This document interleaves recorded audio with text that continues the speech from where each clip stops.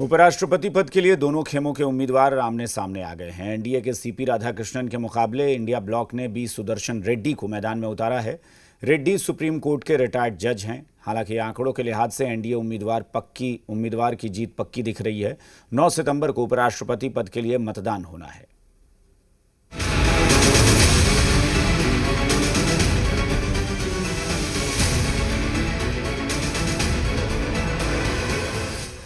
Radhakrishnan versus Reddy. उपराष्ट्रपति की कुर्सी के लिए पक्ष विपक्ष में जोर आजमाइश की लकीर खिंच गई है।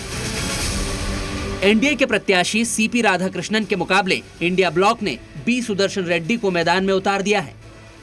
The opposition parties have nominated Shri B. Sudarshan Reddy Garu as their joint candidate since he reflects fully and values that saved our country's freedom movement.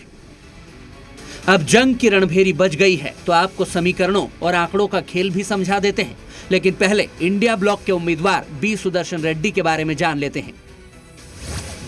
दरअसल विपक्ष के उम्मीदवार बी सुदर्शन रेड्डी का जन्म 8 जुलाई 1946 को आंध्र प्रदेश के रंगारेड्डी जिले में हुआ। आंध्र प्रदेश हाईकोर्ट से वकालत शुरू करने वाले रेड्डी साल 1988 में आंध्र प्रदेश हाईकोर्ट में सरकारी वकील नियुक्त हुए। 1993 में आंध्र हाईकोर्ट के अतिरिक्त न्यायाधीश बने और साल 2005 में गुवाहाटी हाईकोर्ट के मुख्य न्यायाधीश के पद पर नियुक्ति हुई। साल 2007 में सुप्रीम कोर्ट में जज बने और करीब 4.5 साल तक सर्वोच्च अदालत में जज रहते हुए कई बड़े फैसलों में शामिल रहे। बाद में रेड्डी गोवा के पहले लोकायुक्त भी बनाए गए। अब जीत हार के आंकड़ों की बात करते हैं तो गणित कुछ यूं है कि लोकसभा में कुल 542 सांसद हैं। उनमें एनडीए के पास 293 और इंडिया ब्लॉक के खेमे में 249 सांसद हैं। वहीं राज्यसभा में मौजूद 240 सांसदों में से एनडीए के पास 134 सांसद और इंडिया ब्लॉक के पास 106 सांसद हैं।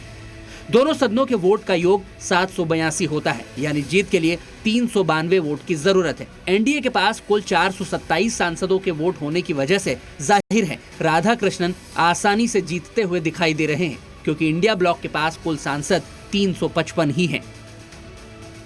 ऐसे में दोनों खेमों के लिए जंग जीत हार से ज्यादा अपनी अपनी एकजुटता को दिखाने का मौका है। जाहिर है जिस तरह से एनडीए के अंदर आसानी से सहमति बनी, उसी के जवाब में इंडिया ब्लॉक भी सर्वसम्मति से उम्मीदवार का ऐलान कर एक मैसेज तो दे ही चुका है। ब्यूरो रिपोर्ट, जी मीडिया।